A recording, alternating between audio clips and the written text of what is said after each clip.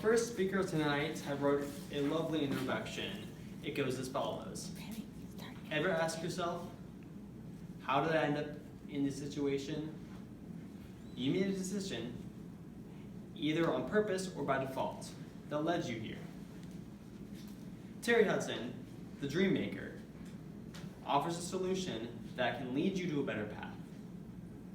He is doing project number 4 in the Competent Communicator.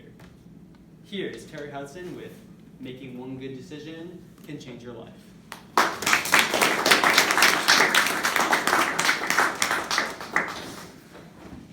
What if you could look in the future based on your current path? How would that look for you? Mr. Toastmaster, fellow Toastmasters, honored guest, and dream chasers. We make decisions every day. Some on purpose, many on default. I remember sitting at my desk in the booking department of a television talk show. And I was interviewing this gentleman named Joe from Australia. And Joe was a pretty intense guy, but he had written a song and performed this song that became #1 all around the world. So this afforded him some pretty cool opportunities to be able to travel and to be able to meet a lot of new people. And we were sitting there talking about his travels and the opportunities, and we were pretty excited to have him as a guest because of all the success that he was having. And we started talking about how these opportunities came up. And I remember Joe looking at me and he said, you know, Terry, opportunities come to everybody. And I said back to him, yeah, but I've seen a whole lot of people waste these opportunities. And we sat there and we both agreed that opportunities wasted can lead to frustration. Frustration leads to this downward spiral. And so he shared with me this story about a young man he met on part of the tour. And the man's life was in disarray. He had lost his wife, he had lost his kids, and he had lost his job to drugs and other demons. And he was coming to Joe to try to get some advice. And Joe said, I told him, you need to walk out that door and you need to make one good decision. And then you need to follow that up with another good decision, and another good decision, and another good decision. It's not going to be immediate, but over a little time, you're going to see your life change drastically for the better. Now, I know that some in this room are not completely happy with where you are. Success and failure, they're not built in a day. They're the product of many days, many months, sometimes years, of either good or bad decisions. And we've all made bad decisions, right? We all have regrets. There are opportunities that we wasted.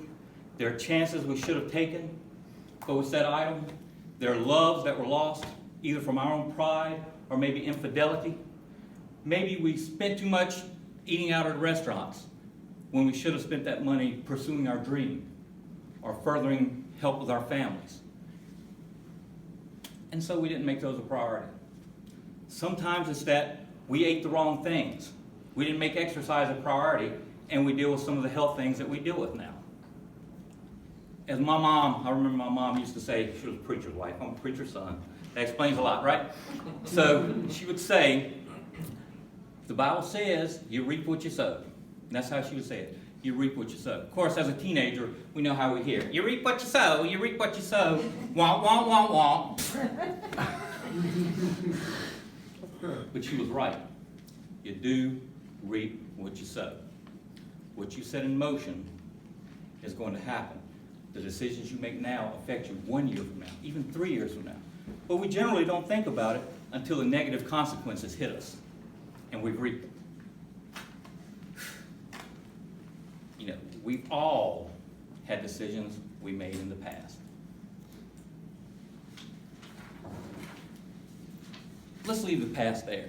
That got us here. Let's talk about the future. How do we get to the future?